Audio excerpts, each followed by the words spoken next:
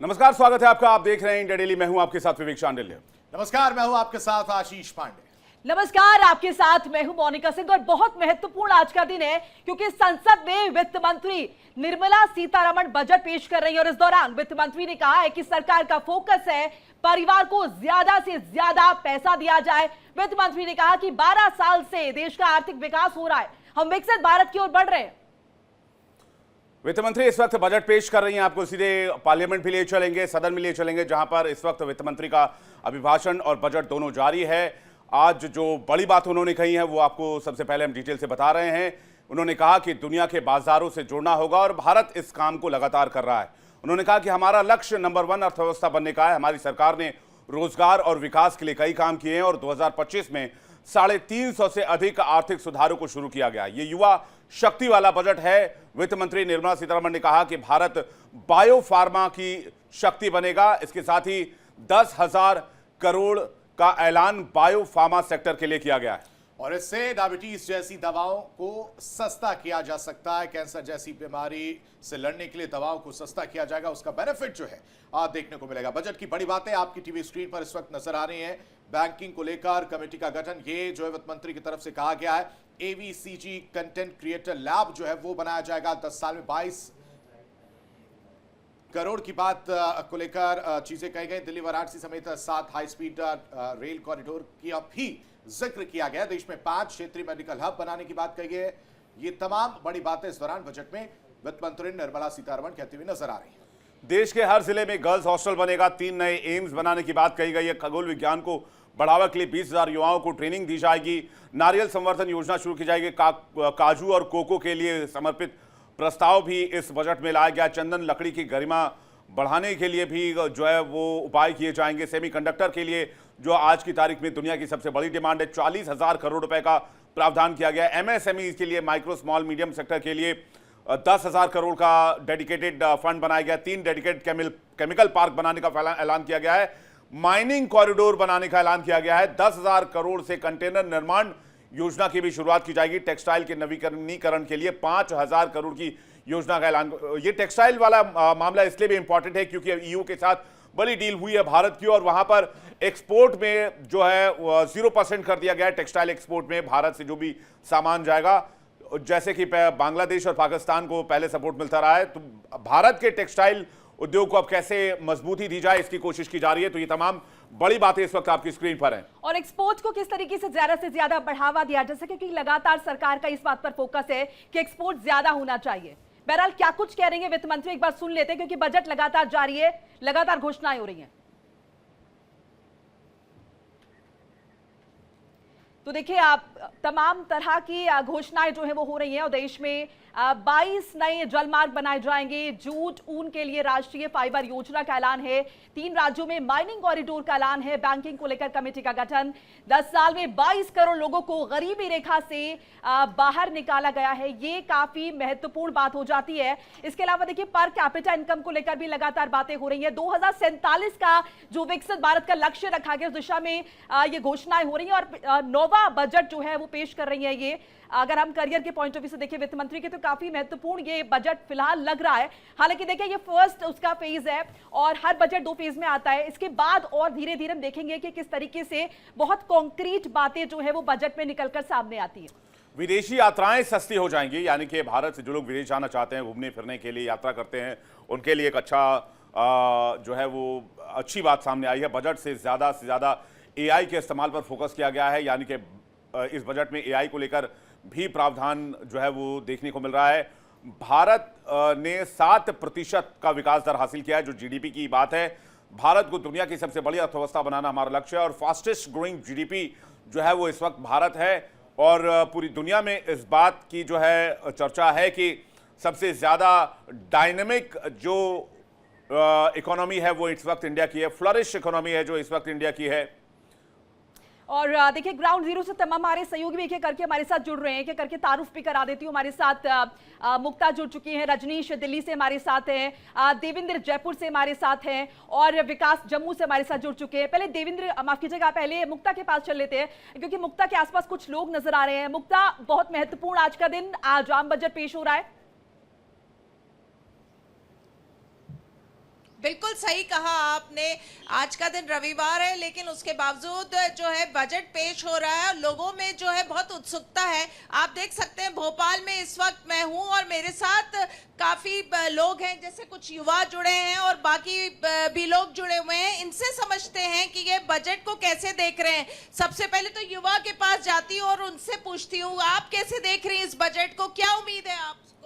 Ma'am मेरी उम्मीद तो इस भारत में ख़त्म होती जा रही है। क्यों? क्योंकि मतलब कॉलेज है सरकारी, बट वो नाम का सरकारी है, बाकी वहाँ प्राइवेट जैसे ही फीस ले रहा है। जैसे अगर एससी का भी स्टूडेंट है तो भी उससे उतनी ही फीस ली जाएगी, और ओबीसी का है उससे भी उतनी ही ली जाएगी।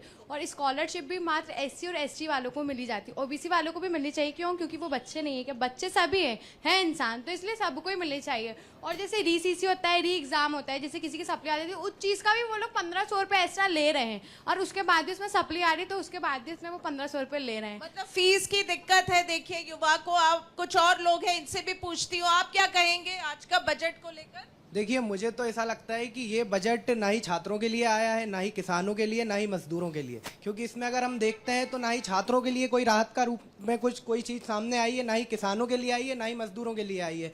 बजट होना चाहिए जिसमें एक गरीब मजदूर किसान ऐसे परिवार को राहत मिल सके, पर इस बजट में राहत को लेकर कुछ नहीं आता। इस बजट में केवल और केवल क्या आता है कि हम कहाँ टैक्स और बढ़ा सकते हैं। जैसे कि इसी में अभी क्या कर दिया, गैस सिलेंडर पे 50 रुपये बढ़ा दिए। तो आप ये एक गरीब मजदूर परिवार के साथ ही क्यों ऐसा करते हैं? ऐसा बजट क्यों लाना है जिसमें केवल किताबों और कॉपियों पे ही चलता रह जाए, जो बस एक आंकड़े बन के रह जाए? ये बजट क्या जमीन पे कभी उतर पाता है? इस बजट में कभी शिक्षकों के लिए कुछ आता है क्या? किसी छात्र के लिए कुछ आता है? जरा इसे ऐसा पूछिए कभी कि नहीं भारत होता। की तो विकास ऐसा दर बजट क्या है? तो कभी भारत पता के पिछले क्वार्टर मुक्ता जरा एक उनसे सवाल मेरा ये उनसे पूछिए, भारत का विकास दर क्या है?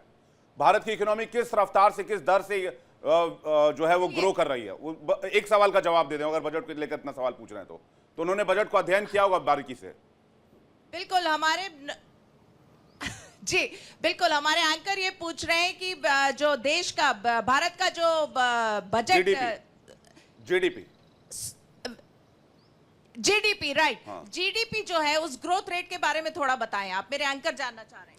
उसके बारे में अब मैं क्या बताऊं? बात करिए तो आप इस पर करिए ना बात की छात्रों के लिए बजट में आप क्या लेके आते हैं? कॉपी किताबों के भारत की ऊपर जीडीपी क्या है? मेरा सीधा सा सवाल है, कम होता है जो कॉलेज में आज पोर्टल फीस के नाम पे पैसे वसूले जाते हैं, कभी कम किए जाते हैं? आप भारत की जीडीपी रेट जान रहे हैं? मैम अभी तो मैंने ऐसा कुछ खास पढ़ के तो आया नहीं हूं। ये कंफ्यूजन जो है विवेक सर उन्होंने कह दिया, उन्होंने अभी पढ़ा नहीं है जीडीपी के बारे में। मुझे लगता है बजट को एक बार कंप्लीटली आने देना चाहिए, उसको पढ़ के देन उस पर क्वेश्चन उठाया जाए तो ज्यादा बेहतर होगा। देवेंद्र के पास चलते हैं, मुक्ता वापस लौटेंगे आपके पास। देवेंद्र के पास काफी संख्या में देख रहे हैं वहां पर महिलाएं मौजूद हैं। देवेंद्र जी बताइए, वहां पर महिलाओं की क्या डिमांड है? बजट चूंकि अभी संपूर्ण रूप से आया नहीं है, अभी निर्मला सीतारमण जी का भाषण चल ही रहा है, तो उसके पोस्ट में अभी कमेंट बाद में करेंगे, उसको रिव्यू करेंगे, लेकिन पहले डिमांड क्या है लोगों की ये जानते हैं। देखिए, इस वक्त आप देख सकते हैं महिलाओं में खासा उत्साह है, और इसीलिए निर्मला सीतारमण के जब वो बजट पेश कर रही हैं तो उसके बाद क्या क्या उनके लिए उनके रसोई के बजट पर वो करेगा, किस तरह से बिजनेस को वो प्रोवाइड कर सकता है, इन सब चीज़ों को लेकर वो आकलन करने में लगी हैं। जैसे हमारे साथ राखी राठौड़ जी हैं जो भी लगातार इस पूरे महिलाओं के साथ में वो मौजूद हैं। किस तरह का बजट आप देख रही हैं इस समय जो निर्मला जी पेश कर रही हैं? देखिए, पिछले 12 सालों से हमने देखा कि जिस तरह से प्रधानमंत्री जी के नेतृत्व में महिलाओं के लिए बजट आवंटित होता है, वो अब सिर्फ और सिर्फ सहानुभूति के आधार पर नहीं, उनके सामर्थ्य के आधार पर होता है। मैं ये समझती हूँ कि जिस तरह से आज सभी वर्ग को छूने का काम आदरणीय वित्त मंत्री जी ने किया है, वो एक आत्मनिर्भर भारत, विकसित भारत को बनाने की संकल्पना है। सबसे अच्छी न्यूज़ जो मुझे आज लगी कि हर जिले के अंदर बच्चियों के लिए छात्रावास का प्रोविजन रखा जाएगा, जो कि एक बहुत बड़ा कदम है बच्चियों को शिक्षित करने के लिए। इसके साथ ही चैंपियन एमएसएमईज के अंदर 10,000 करोड़ का जो इन्वेस्टमेंट होगा, वो एक बहुत स्वागत योग्य कदम है, क्योंकि एमएसएमई के अंदर आज महिला उद्यमी बहुत बढ़ चढ़ के हिस्सा ले रही है। कैपिटल इन्वेस्टमेंट भी बहुत अच्छा ही लोग एआई को लेकर भी प्रोत्साहन देने की बात कर रहे हैं, आप बताइए। एआई को लेके बहुत बढ़ावा दिया है सरकार ने। जहां इंडिया में अभी एआई को ग्रोथ नहीं मिल रही थी, बाहर की कंट्रीज़ हैं जो एआई पे बहुत काम करके ग्रोथ कर रही थी, बट इस बार के बजट में एआई को बहुत प्रोत्साहन दिया गया है, और महिलाओं के लिए बहुत प्रोत्साहन है, जैसा राखी मैम ने बताया। प्लस आईटी सेक्टर को जो कंबाइन किया गया है, सॉफ्टवेयर इंडस्ट्रीज़ के लिए जो काम किया जा रहा है, वो बहुत अच्छा किया जा रहा है इस बजट में। तो इससे हमारे ठीक है, आपसे भी जानना चाहेंगे, आप घर का जो महंगाई है उस पर कुछ इस बजट के माध्यम से कुछ रोक लग पाएगी, क्या कुछ बचत हो पाएगी महिलाओं के लिए? बिल्कुल, देखिए बजट सकारात्मक बजट प्रस्तुत कर रही है निर्मला सीतारमण जी, और जो जिले वाइज बहनों के लिए इन्होंने बालिकाओं के लिए जो खोलने की घोषणा की है वो महत्वपूर्ण घोषणा है। दूसरे मेंटल हेल्थ पे जो जोर दिया गया है, क्योंकि आज एक स्ट्रेस आजकल युवा वर्ग हो या महिलाओं के लिए एक बड़ी समस्या है, उसके लिए जो इन्होंने सकारात्मक कदम उठाया है, भारतीय संस्कृति को ध्यान में रखते हुए मेहमान भी जुड़ चुके हैं, उनका भी रुख करते हैं, लेकिन सबसे पहले मुझे लगता है कि जो ग्राउंड पर चीजें चल रही हैं उनको समझ लेते हैं। बिल्कुल, दिल्ली का रुख करते हैं, हमारे साथ दिल्ली से जुड़े हुए हैं। रजनीश, आपकी मौजूदगी कहां पर है और अभी तक बजट में जो चीजें निकल कर आई हैं उसको लेकर क्या प्रभाव नजर आ रहा है, साथ साथ एक्सपेक्टेशंस भी जरूर बताइएगा।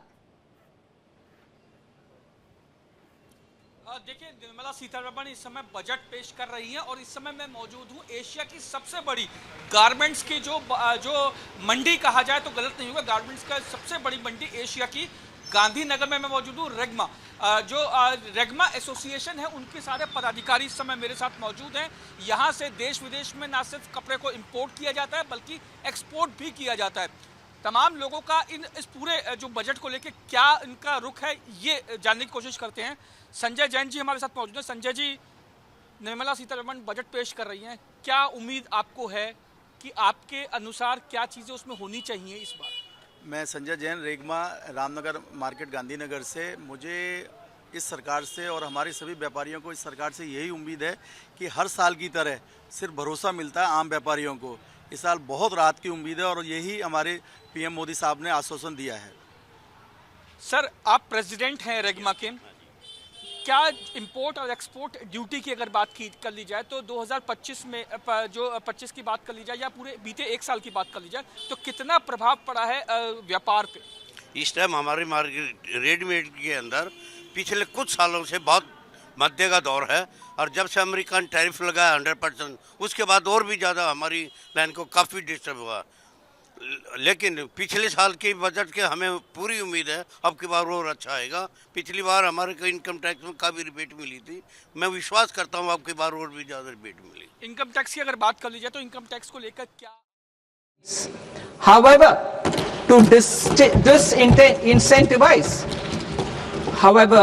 to disincentivize misuse of tax arbitrage, promoters will pay an additional buyback tax. This will make effective tax 22% for corporate promoters. For non-corporate promoters, the effective tax will be 30%. TCS rate for sellers of specific goods, namely alcoholic liquor, scrap and minerals, will be rationalized to 2%, and that on tendu leaves will be reduced from 5% to 2%. I propose to raise the STT on futures to 0.05% from the present 0.02%. STT on options premium and exercise of options are both proposed to be raised to 0.15% from the present rate of 0.1% and 0.125% respectively. We reformed the taxation landscape for corporates in 2019 by providing them a simplified regime with lower tax rate so that they could productively focus on business rather than on claim of deductions and exemptions. To encourage companies to shift to the new regime, set off of brought forward MAT credit, minimum alternate tax credit, is proposed to be allowed to companies only in the new regime. Set off using available MAT credit is proposed to be allowed to an extent of 1/4 of the tax liability in the new regime. MAT is proposed to be made final tax, so there will be no further credit accumulation from 1st April 2026. In line with this change, the rate of final tax is being reduced to 14% from the current MAT rate of 15%. The brought forward MAT credit of taxpayers accumulated till 30th March 2026 will continue to be available to them for set-off as above. Indirect taxes. I shall now take up proposals related to indirect taxes. My proposals for customs and central excise aim to further simplify the tariff structure, support domestic manufacturing, promote export competitiveness, and correct inversion in duty. To continue weeding out long-continuing customs duty exemptions, I propose to remove certain exemptions on items which are being manufactured in India or where the imports are negligible. Similarly, to further simplify the process of ascertaining the rate of duty applicable on a particular item, I propose to incorporate certain effective rates in various customs notifications to the tariff schedule itself. I shall now take up sector-specific proposals. Promotion of exports of marine, leather, and textile products. I propose to increase the limit for duty-free imports of specified inputs used for processing seafoods for export from the current 1% to 3% of FOB value of the previous year's export turnover. I also propose to allow duty-free imports of specified inputs, which is currently available for exports of leather or synthetic footwear, to exports of shoe uppers as well. I propose to extend the time period for export of final product from the existing 6 months to 1 year for exporters of leather or textile garments, leather or synthetic footwear, and other leather products. Energy transition and security. I propose to extend the basic customs duty exemption given to capital goods used for manufacturing lithium-ion cells for batteries to those used for manufacturing lithium-ion cells for battery energy storage systems also. I propose to exempt basic customs duty on import of sodium antimonate for use in manufacture of solar glass. Nuclear power. I propose to extend the existing basic customs duty exemption on imports of goods required for nuclear power projects till the year 2035 and expand it for all nuclear plants irrespective of their capacity. Critical minerals. It is proposed to provide basic customs duty exemption to the import of capital goods required for the processing of critical minerals in India. Biogas blended CNG. I propose to exclude the entire value of biogas while calculating the central excise duty payable on biogas blended CNG. Civil and defense aviation. I propose to exempt basic customs duty on components and parts required for the manufacture of civilian training and other aircrafts.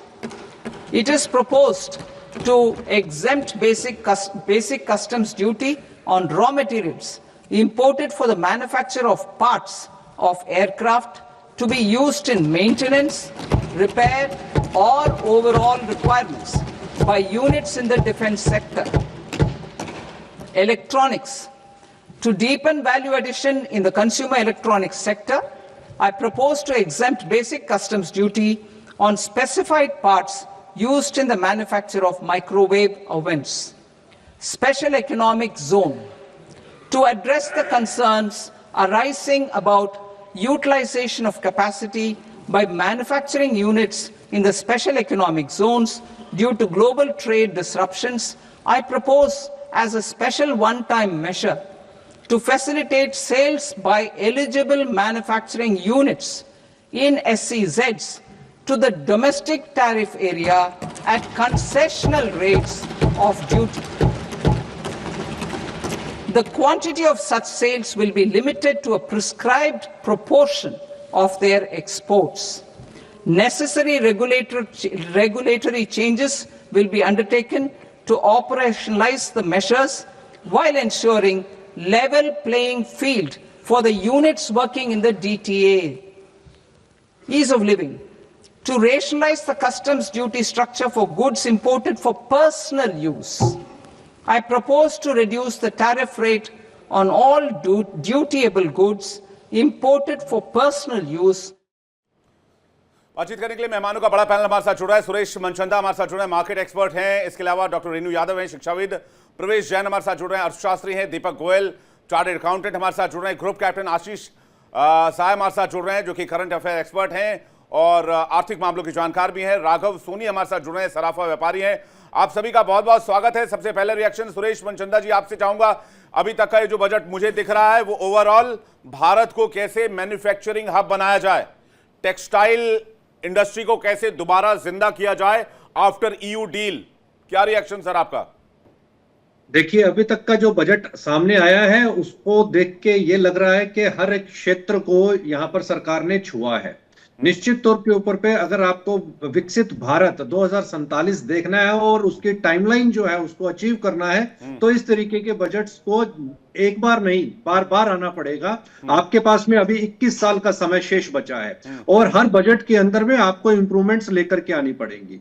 अभी तक का जो budget देश साफ दिखाई जो दिया है उसके बीच के अंदर में जो सबसे बड़ी जो संभावनाएं यहाँ पर दिखाई देती हैं, जिस तरीके से उन्होंने 7 फास्ट ट्रैक जो कॉरिडोर्स की बात की है ट्रांसपोर्टेशन के लिए, वो एक इंपॉर्टेंट रोल प्ले करेंगे हमारे ग्रोथ इंजन को आगे लेकर के जाने के लिए। दूसरी यहाँ पर जो सबसे बड़ी इंपॉर्टेंट चीज हम जो देख रहे हैं वो ये देख रहे हैं कि यहाँ पर महिलाओं का जो पर्टिकुलरली फार्मर्स जो मैं लॉबी कहूंगा या उसको भी ध्यान में रखा गया है और पेस्टिसाइड और केमिकल के यहाँ पर 3 बड़े मेगा पार्क्स बनाने की यहाँ पर सरकार ने अभी बात की है। हालांकि बजट जो देखने को मिल रहा है उसके बीच के अंदर में सभी क्षेत्रों को R&D रिसर्च एंड डेवलपमेंट की इस क्षेत्र के बीच के अंदर में बात की गई है। आज के बजट के अंदर में खास तौर के ऊपर पे बात की गई है जो एक इंपॉर्टेंट रोल प्ले करेगा निश्चित तौर के ऊपर पे, क्योंकि अगर आपको 2047 विकसित भारत देखना है और समय से पहले देखना है तो आपको रिसर्च एंड डेवलपमेंट की तरफ युवाओं को लेकर के आना पड़ेगा। युवाओं को फ्री हैंड्स भी आपको देने पड़ेंगे। साथ ही साथ यहाँ पर एक खास तौर के ऊपर पे टैक्सेशन के बीच के अंदर में जो मॉडिफिकेशन की यहाँ पर सरकार ने बात की है, जो निर्मला सीतारमण जी ने यहाँ पर कहा कि जिन्होंने अपनी टैक्सेस या संपत्तियां जो है वो डिक्लेयर नहीं की हैं तो उनको 31 मार्च तक का जो समय दिया गया है वो एक इंपॉर्टेंट रोल यहाँ पर प्ले करेगा। आशीष सर का रुख कर लेते हैं। आशीष जी, रक्षा बजट के हिसाब से देखें तो इस बार जो है 8% हाईएस्ट जो है वो नजर आ रहा है इस वक्त, कैसे देख रहे हैं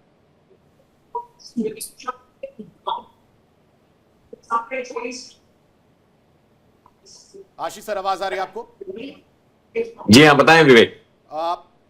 मैं आशीष बात कर रहा हूं। तो सर मैं ये जानना चाह रहा हूं कि अभी जो बजट निकल कर सामने है, जो अभी हमारे पास जानकारी उसके अनुसार मैं जो देख पा रहा हूं उसमें ये है कि रक्षा बजट जो है वो 8% ज्यादा है, अब तक का सबसे बड़ा माना जा रहा है, लार्जेस्ट डिफेंस बजट है, लार्जेस्ट है और कंसेक्यूटिव इंक्रीज हुआ है। अगर आप याद करें तो पिछले बजट में 9 to 10% का एनहांसमेंट था जो कि एक बहुत मेजर जंप था और इस बार उससे भी आगे ले गए हैं। एक बहुत वेलकम चीज है।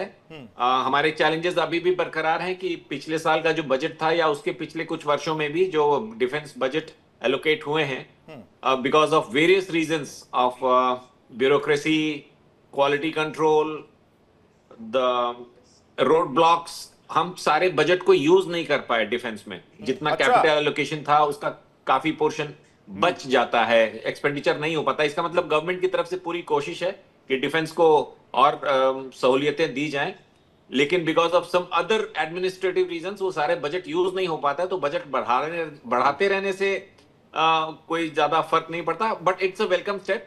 अभी OROP पे अभी तक कोई इनपुट नहीं आई है, उसका हम वेट कर रहे हैं। बिल्कुल जी हाँ। और दूसरा एक हमारी रिक्वायरमेंट थी जो वेरियस चैनल से मिनिस्ट्री को बताई गई थी कि हमारे ऊपर जो रिस्ट्रिक्शन है कि आपके टोटल बजट एलोकेशन का इतना कैपिटल और इतना रेवेन्यू, उसमें थोड़ी फ्लेक्सिबिलिटी सेनाध्यक्षों को दी जानी चाहिए, क्योंकि कैपिटल प्रोक्योरमेंट्स अगर नहीं हो पा रही है और रेवेन्यू में हमको जो मेंटेनेंस करनी है एग्जिस्टिंग अपनी फ्लीट्स की, अपने इंफ्रास्ट्रक्चर की, उसमें ज्यादा पैसे की जरूरत होती है, क्योंकि अब हर बीतते वर्ष के साथ वो डिप्लीट होती रहती हैं, खराब होती रहती है, तो मेंटेनेंस का कॉस्ट बढ़ता रहता है।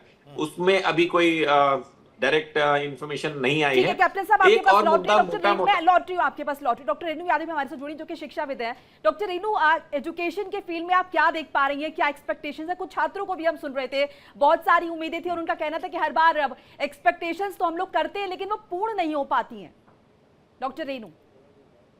जी, मुझे ऐसा लगता है कि हर तरह की तरह इस साल का भी जो बजट है वो विकसित भारत सबका साथ सबका विकास पर आधारित है। मैं जो महिलाओं और स्पेशली मुझे ऐसा लगता है कि जो मैं 3 सेक्टर्स की बात कर सकती हूँ, एजुकेशन, मेडिकल एंड इसके साथ साथ महिलाओं के लिए जो योजनाएं निकाली गई हैं वो काफ़ी अच्छी, जितना अभी तक बजट मैं समझ पा रही हूँ। मेडिकल में तो काफी सारी चीजें ऐसी हैं जो यहाँ पर महत्वपूर्ण नजर आ रही हैं। जी जी, काफी महत्वपूर्ण नजर आ रही है, जिसमें 3 केमिकल हब्स, 10,000 करोड़ के बायो हब्स का प्रावधान है और साथ साथ रासायनिक पार्क के लिए भी कई योजनाएं लॉन्च हो रही है। शिक्षा, चिकित्सा, अनुसंधान के लिए विशेष जोर दिया गया है और साथ में मानसिक स्वास्थ्य संस्थान भी बन रहे हैं, जिसके साथ साथ मैं ये देख पा रही हूँ कि इस बार आयुर्वेदा पे भी काफी फोकस किया गया है। आयुर्वेदा के नए 3 एम्स जो नेशनल इंस्टीट्यूट है वो आ रहे हैं।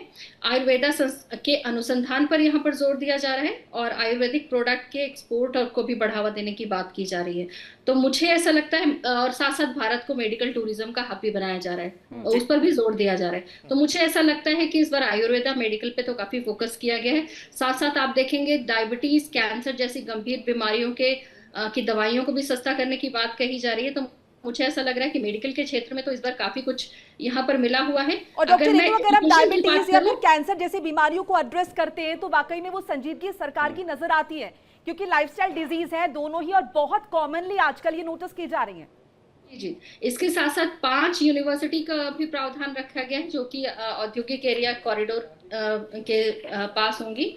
मैं महिलाओं के लिए देख पा रही हूँ कि स्वरोजगार, स्व सहायता सपोर्ट के लिए शी मार्ट योजना लॉन्च की जा रही है। लखपति दीदी कार्यक्रम का और ज्यादा विस्तार हो रहा है और इसके साथ साथ इस बात पर फोकस है कि वो जो है आजीविका से उद्यम की ओर कैसे बढ़े।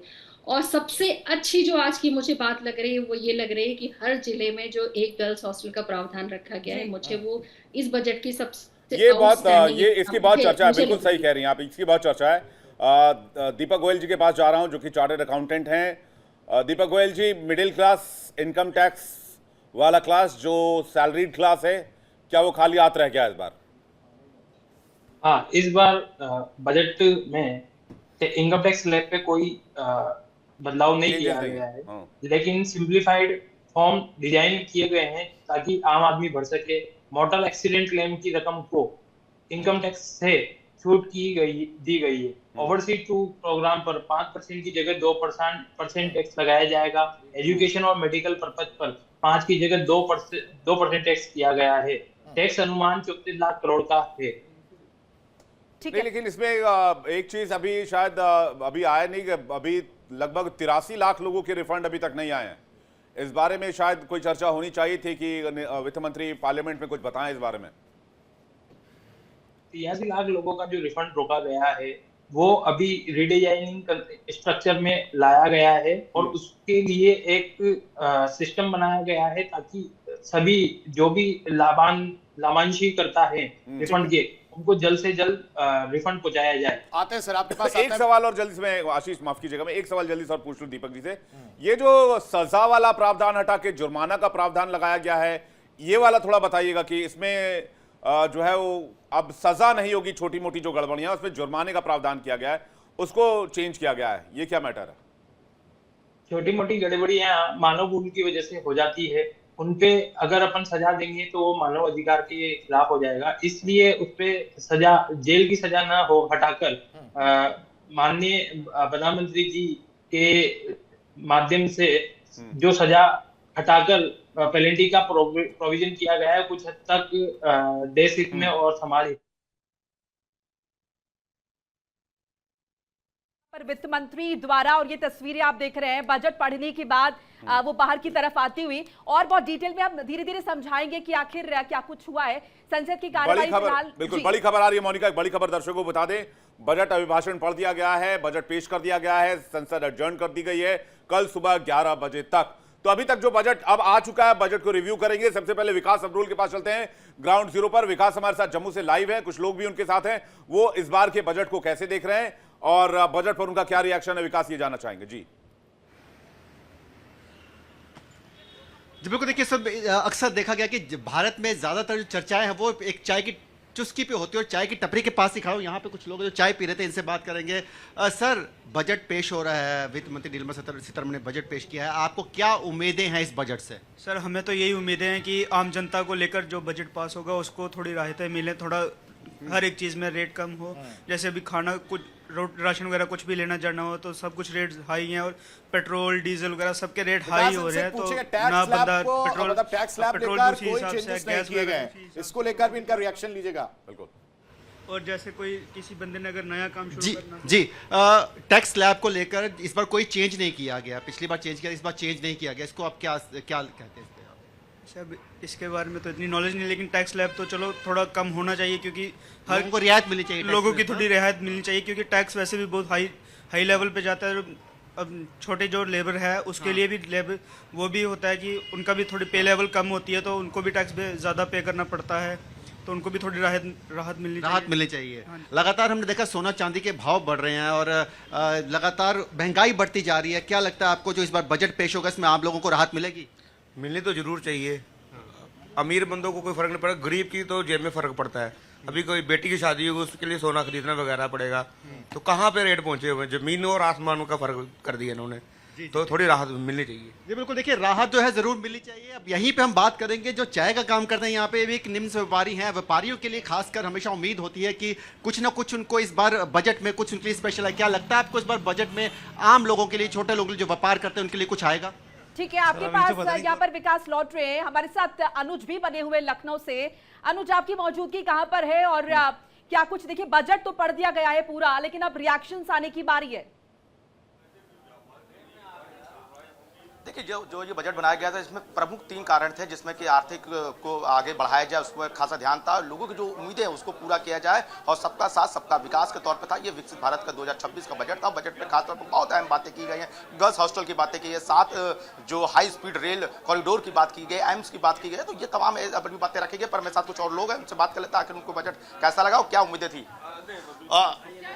बजट को लेकर क्या कहना, बजट को लेकर संजय जी, बजट को लेकर क्या कहना आपका, बजट को लेकर क्या रिएक्शन है, क्योंकि टैक्स स्लैब में कोई बदलाव नहीं हुआ है। किसी भी चीज में समझ में नहीं आया, ना शिक्षा की बात खुल के हुई, ना चिकित्सा की बात खुल के हुई। मात्र केवल कैंसर रोगियों के लिए 7 दवाओं की बात हुई, 17 दवाओं की बात हुई, जिसमें सीमा शुल्क घटाया जाएगा। बाकी आज का बजट नहीं कुछ समय, ना महिलाओं के लिए कोई बात हुई, ना रोजगार के लिए कोई बात हुई, किसी भी किस्म की आज बात नहीं। हम लोग ये मान के चल रहे थे कि व्यापारियों के लिए, उद्योग के लिए कुछ होगा, तो ना आज किसी केवल जो इमरजेंसी और ट्रामा सेंटर की बात जो है वो कही गई है, ये बात कही गई, और उसके प्राविधानों की बात बजट में बेसिकली अगर देखा जाए तो मोटा जो है वो स्वास्थ्य विभाग पर कुछ ज्यादा उस पर फोकस करते हुए नजर आए हैं। और जो मैं देख पा रहा हूँ, पढ़ पा रहा हूँ इस वक्त है कि मेडिकल टूरिज्म को लेकर जो है चीजें सामने आई हैं, साथ ही साथ इमरजेंसी और ट्रामा सेंटर की बात जो है वो भी सामने आई है। अनुज जी, एक बड़ी खबर आ रही है, उसका रुख कर लेते हैं, उसके बाद सवाल पर वापस लौटेंगे। इनकम टैक्स की दरों में कोई बदलाव नहीं है, जैसे कि अभी हम आपको बता रहे थे, ऑलरेडी हमने आपको जानकारी दी कि इनकम टैक्स स्लैब में कोई बदलाव नहीं किया गया है। मिडिल क्लास खाली हाथ रह गया इस साल, और इसके अलावा कोई बहुत बड़ा ऐलान अभी तक नजर नहीं आया है। बजट के बाद शेयर बाजार में हाहाकार भी, क्योंकि नंबर्स डाउन बताए जा रहे हैं शेयर मार्केट के, और सेंसेक्स में 1900 अंकों की गिरावट दर्ज की गई है। तो क्या बाजार के हाथ निराशा लगी है, लोगों के हाथ निराशा लगी है इस बार के बजट से? 53.5 लाख करोड़ का आम बजट पेश किया गया है। सीधे चलते हैं मेहमानों के पास। इस वक्त हमारे साथ मेहमान जुड़े हुए, ग्रुप कैप्टन आशीष सहाय के पास चलते हैं, जो कि इस वक्त हमारे साथ जुड़े हुए हैं। ओवरऑल देखा जाए आशीष जी, कितना नंबर इस बजट को? मैं कहता हूं मिडिल क्लास के लिए क्या है, सिंपल सी बात है, 3 नए एम्स और कैंसर की दवाओं में छूट, बाकी क्या? ये जो मार्केट्स के रिएक्शन है ये वैसे ही हैं जैसे अभी आपके एक रिपोर्टर ने कहीं फील्ड में जाके प्री कंसीव्ड नोशंस के साथ, ये FIIs या FDIs के रिस्पॉन्सेज नहीं है। रिटेल इन्वेस्टर्स की एक्सपेक्टेशंस बहुत ज्यादा होती हैं, और जब वो उन एक्सपेक्टेशंस पे करंट इनपुट्स आती हैं कि इनकम टैक्स जो कि बहुत सेंसिटिव है, तो लोग विड्रॉल करते हैं। ये स्पेक्युलेटिव होती है। ये कल या 2-3 दिनों में आप देखेंगे कि markets will rebound to the balance. के हाथ क्या लगा है, मैं बस ये जानना चाह रहा हूं। मैं इसके बाद सुरेश जी आपके पास आ रहा हूं। जी जी, मिडिल क्लास के लिए आप देखें कि उन्होंने जितनी भी इंपोर्ट्स ऑफ मैन्युफैक्चरिंग गुड्स जो इंडिया में मैन्युफैक्चर होती हैं उनके कंपोनेंट्स एलिमेंट्स को इंपोर्ट सस्ता किया है। ये लॉन्ग टर्म में यहाँ के प्रोडक्शन, इंडियन प्रोडक्शंस को बढ़ावा देगा और उससे डिमांड्स क्रिएट होंगी, जॉब्स क्रिएट होंगी और उससे मिडिल क्लास को फायदा होगा। ये पहला है। इसके अलावा एक मेजर फैक्टर मैं आपके दर्शकों की जानकारी के लिए बता दूं, इस बजट का हाईलाइट है Vivek, fiscal discipline of the highest order. मैं इसको 8-9 आउट ऑफ 10 दूंगा कि सरकार ने बहुत चीप पॉपुलैरिटी के लिए इलेक्शंस इन वेस्ट बंगाल या next year elections in UP को देखते हुए कोई चीप ट्रिक्स नहीं अप्लाई किए हैं, फ्री दिस फ्री दैट। उन्होंने absolute fiscal discipline, 53 lakh crore का टोटल आउटले है, 33 लाख करोड़ की उनकी इनकम होने वाली है और जो बचे 20 लाख करोड़ हैं उनको वो लोनिंग और मार्केट बोरोइंग से बैलेंस करेंगे। सुरेश सर का रुख कर लेते हैं। सुरेश जी, अब जो मार्केट है, जो शेयर बाजार है, उसमें भी हाहाकार मचता हुआ नजर आ रहा है और दूसरी तरफ आशीष सर जो कह रहे हैं वो 10 में से 8 नंबर देते हुए नजर आ रहे हैं। आप कैसे देखते हैं इस पूरे बजट को? आप देखिए, पूरे बजट पर मैं अभी जाऊंगा, लेकिन जो आपने शेयर बाजार की बात की उसके अंदर में गिरावट आनी लाजमी थी। उसके पीछे का कारण बता देता हूं, क्योंकि एसटीटी जो आप स्टॉक मार्केट के अंदर में ट्रेड करते हैं उसके ऊपर जो लगने वाला टैक्स है 0.002% एफ&ओ के ऊपर पे, फ्यूचर एंड ऑप्शंस के ऊपर पे, उसको सरकार ने बढ़ा करके जस्ट 100% से भी आगे बढ़ा दिया है, यानी कि 0.005% कर दिया है।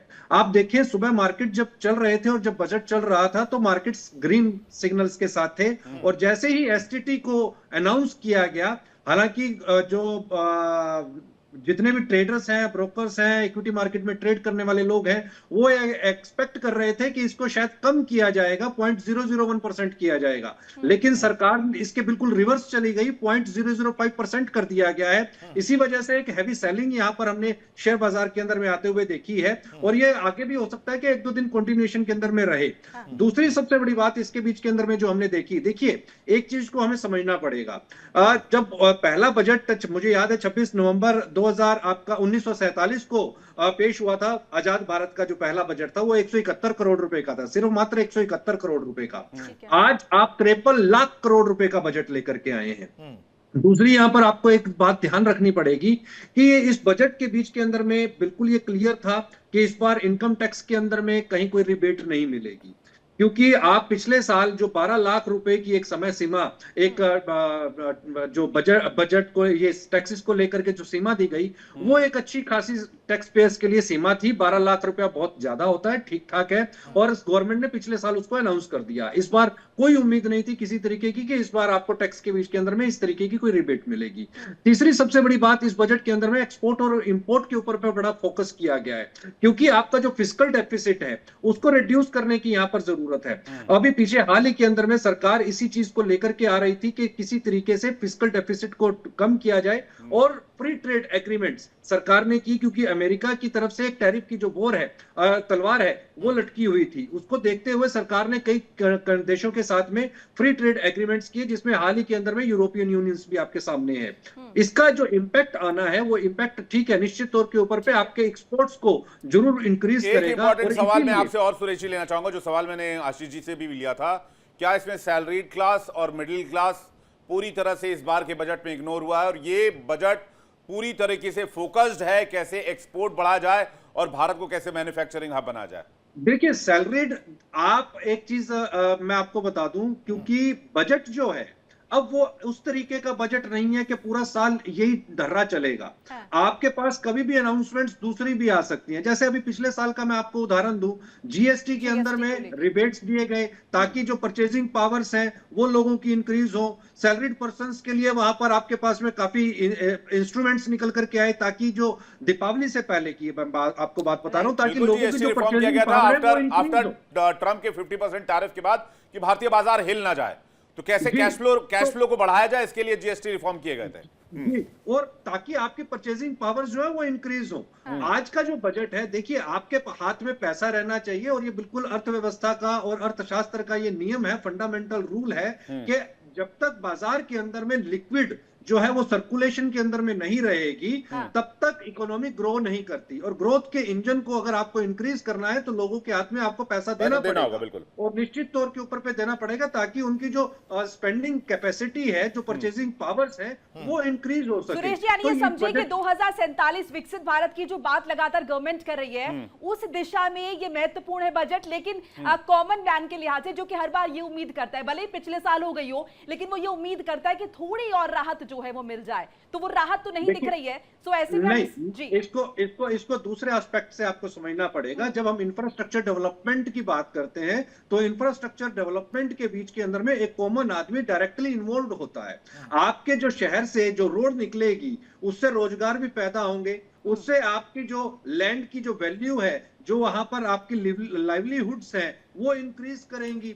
और तीसरी सबसे इंपॉर्टेंट चीज आपको आपको ये देखनी होगी जी, 30 सेकंड के अंदर में मैं इसको और कंप्लीट करूंगा। आपको ये देखना पड़ेगा, जो आपके क्लस्टर जोन को इंप्रूव करने की और डेवलप करने की यहाँ पर सरकार ने बात की है। अलग अलग जगहों के ऊपर पे 3 केमिकल आपके जो पार्क्स बनेंगे, उसको लेकर के क्या वहां रोजगार डेवलप नहीं होगा? क्या उसके साथ में कॉमन मैन इंक्लूड नहीं करेगा? बिल्कुल निश्चित तौर के ऊपर पे करेगा। दूसरा, जो इनडायरेक्टली आपको यहाँ पर बेनिफिट मिलेगा, इनपुट्स की यहाँ पर सरकार ने बात की। इनपुट जो हम बाहर से इंपोर्ट कर रहे हैं एग्रीकल्चर इनपुट्स के अंदर में, जिसकी वजह से आपकी एग्रीकल्चर कॉस्ट इंक्रीज कर रही है, अगर वो इनपुट यहीं पर ही आपके डेवलप होते हैं और सस्ते पड़ते हैं, तो निश्चित तौर के ऊपर पे उसका कहीं ना कहीं इनडायरेक्टली जो इंपैक्ट है वो आपकी कॉमन मैन की पॉकेट के ऊपर ही पड़ेगा। ताकि जो एग्रीकल्चर इमीडिएट रिलीफ की बात होती है, क्योंकि ये एक यूनियन बजट है, पूरे देश का बजट है, तो मिडिल क्लास चाहता है कि भाई कुछ तो एक पर्क्स जो है वो आय मिले गवर्नमेंट की तरफ से, कुछ छोटी सी खुशखबरी, गुड न्यूज ही आ जाए। लॉन्ग टर्म में ठीक है, जो आएगा वो तो धीरे धीरे होता रहेगा। भारत विकसित भी बनेगा, भारत मैन्युफैक्चरिंग हब भी बनेगा, हम चाइना को भी पीछे छोड़ देंगे। There are all kind of possibilities there. Renu ji से जवाब चाहेंगे। रेणु जी, आपका क्या रिएक्शन इस पूरे बजट के बाद, स्पेशली जो सबसे बड़ा वर्ग है मिडिल और लोअर मिडिल क्लास को लेकर, कितना रिलीफ उनको? जी, मुझे ऐसा लगता है कि ये 53.5 लाख CR का आम बजट है।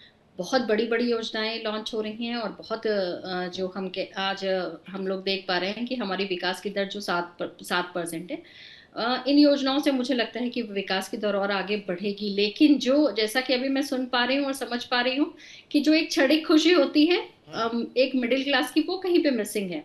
जो एक कामकाजी महिला को अपने लिए एक न्यूज सुनना था, वो एक थोड़ी सी मिसिंग है। मैं उसी पॉइंट पे आना चाह रहा था। बहुत बड़ी बड़ी योजनाएं हैं, लेकिन थोड़ा अभी भी कहीं मिडिल क्लास के लिए कुछ मिसिंग सा साउंड हो रहा है। दीपक, यहाँ पर दीपक जी एक चीज यहाँ पर अब इससे कॉमन में कैसी भी ले, क्योंकि सोने चांदी के दाम, सुबह भी हमने ये न्यूज देखी थी, हमने डिस्कशन भी विवेक इस पे किया था, और अब ये फिर से खबर आ रही है कि शेयर बाजार तो धड़ाम हुआ ही है, और यहाँ पर सोने चांदी के जो दाम है, जो कि पिछले दिनों लगातार हमने राइज करते हुए देखे, वो कहीं ना कहीं गिर गए हैं। दीपक जी, इसमें जो सरकार द्वारा ट्रांजैक्शन टैक्स बनाया गया है, उसका प्रभाव सीधा सीधा देखा जा रहा है। और लगातार जिस समय से पिछले कुछ दिनों से हमने जिस तरह की तूफानी तेजी चांदी और सोना में देखी है, निश्चित तौर पे मुनाफा वसूली होनी ही थी। और हमें कुछ लग रहा था कि इसमें कुछ कस्टम ड्यूटी का प्रावधान कम होना चाहिए था, लेकिन सरकार द्वारा वो नहीं किया गया। इस वजह से भी थोड़ी और गिरावट देखने को मिल सकती है। आशीष सर, विवेक सर, सॉरी मैं बीच में रुक रहा हूं। आशीष सर, मैं उनके बयान का जिक्र करना चाहता हूं जो वित्त मंत्री ने इस दौरान दिया उन तमाम चीजों को लेकर। 2 सवाल हैं आपसे। एक तो है सिविल एयरक्राफ्ट पार्ट्स बनाने को लेकर मटेरियल इंपोर्ट पर टैक्स नहीं है, इसको कैसे देखते हैं? दूसरा, वित्त मंत्री ने कहा कि 26-27 में जो राजकोषीय घाटा है GDP, वो 4.3% रहने का अनुमान है। गवर्नमेंट ने एक बड़ा मेजर थ्रस्ट पिछले कुछ वर्षों में दिया है। मिशन उड़ान के तहत छोटी दूरी पे हेलीकॉप्टर सर्विसेज, छोटे जहाजों की, इसके लिए जरूरत थी इंडिया में एयरक्राफ्ट के स्पेयर पार्ट्स, एयरक्राफ्ट के इंजिन्स पे जो पेरिफेरल्स लगते हैं, जो कंज्यूमेबल्स लगते हैं, उनके लिए डेवलपमेंट करने की जरूरत थी। और इसके लिए एक बड़ा मेजर कदम है कि उन पार्ट्स को सस्ता बनाया गया है, ताकि कंपेटिटिव रेट्स हो। जो सिविल प्राइवेट कंपनीज हैं जो बाहर से जहाज खरीदती हैं, बाहर से स्पेयर्स खरीदती हैं, उस पे अगर उनको लोकली कुछ अवेलेबल हो जाएगा तो उनके लिए फायदा होगा। आपकी ट्रैवलिंग कॉस्ट, मेंटेनेंस कॉस्ट जहाजों के कम होंगे, और साथ के साथ इंडिया में इस तरह की इंडस्ट्रीज भी डेवलप करना शुरू करेंगी। इसी से मिलता जुलता उनका जो डिफेंस कॉरिडोर हमारे उत्तर प्रदेश में एक मुख्यमंत्री का चला हुआ डिफेंस कॉरिडोर में भी इस तरह की बहुत छोटे एलिमेंट्स पे जो एक्साइज ड्यूटीज, कस्टम ड्यूटीज लगती थी, उस पे भी धीरे धीरे जब डिटेल्स आएंगी तो आप देखेंगे उन पे प्रपोज था कि उस पे भी कुछ कम किया जाएगा ताकि इन प्रोडक्शंस को बढ़ावा मिले, फिर इंडस्ट्रीज डेवलप करे। और दूसरा सवाल आपका क्या था आशीष? मैं एक सवाल आपसे ये पूछना चाह रहा था आशीष जी कि जैसे कि रेणु जी ने भी कहा कि एक middle class, lower middle class women's ये एक्सपेक्ट करके चलती हैं कि सरकार अगर 53 लाख का बजट पेश कर रही है तो उनको भी कुछ पर्क्स मिलेंगे, कुछ फायदा होगा। देखिए, क्या मैं एक आम पत्रकार हूं, आम लोगों की बात करता हूं, आम लोगों को डायरेक्ट बेनिफिट क्या दिख रहा है, ये जरा अगर आसान भाषा में समझा पाए सर तो बड़ी मेहरबानी होगी जी। तो इनकम टैक्स बढ़ने के लिए हम क्यों नहीं सोच रहे थे? गवर्नमेंट के रेवेन्यूज को अगर हम, ये आम आदमी को भी समझना पड़ेगा, लोएस्ट तबके को भी, उन्होंने लोएस्ट तबके को free education, free medical services, Ayush के तहत किसी भी किस्म की आपको मेडिकल प्रॉब्लम हो उसको किसी भी सरकारी अस्पताल में, अब वो धीरे धीरे प्राइवेट अस्पतालों को भी एक्सटेंड कर रहे हैं। गर्ल्स के लिए हॉस्टल्स खोलना जहां वो सस्ती दामों पे अच्छे जगहों पे रह सकेंगी, सेफ्टी, ये सारी चीजें लोअर और मिडिल क्लास के लिए ही हैं। तो इसके लिए डायरेक्टली सिर्फ इनकम टैक्स या सिर्फ टीवी के दाम कम कर देना, गवर्नमेंट को 53 लाख करोड़ खर्च करने हैं विवेक, उसको सिर्फ 33 लाख करोड़ मिल रहे हैं। के दाम कम होना हो उससे बहुत ज्यादा चिंता नहीं है, 4 रुपए जेब में बच जाए बस वो एक एक्सपेक्टेशन रहती है। आपने सही बात कही कि गवर्नमेंट चाहती तो बढ़ा भी सकती थी, गवर्नमेंट ना बढ़ाया ना घटाया, दोनों कदम गवर्नमेंट के पास पॉसिबिलिटीज हैं। नंबर 1।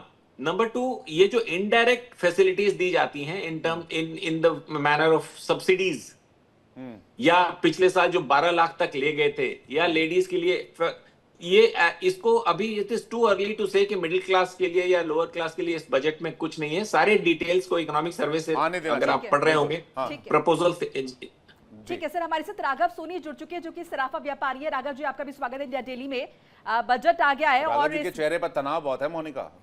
जो चांदी की कीमत है वो 2,67,000 पे है, अभी कुछ दिन पहले 4,20,000 पे थी चांदी, लेकिन अब और आज सोने की कीमत भी 1,40,000 के आसपास है। तो तनाव उनके चेहरे पे, आप अपना सवाल कर लीजिए। मैं थोड़ा सा तनावग्रस्त देख रहा था राघव जी को, तो मुझे चिंता हुई तो मैंने बीच में टोक दिया उनको। जी, आपका सवाल। राघव, कैसे आप देख रहे हैं इसको, पूरे बजट को?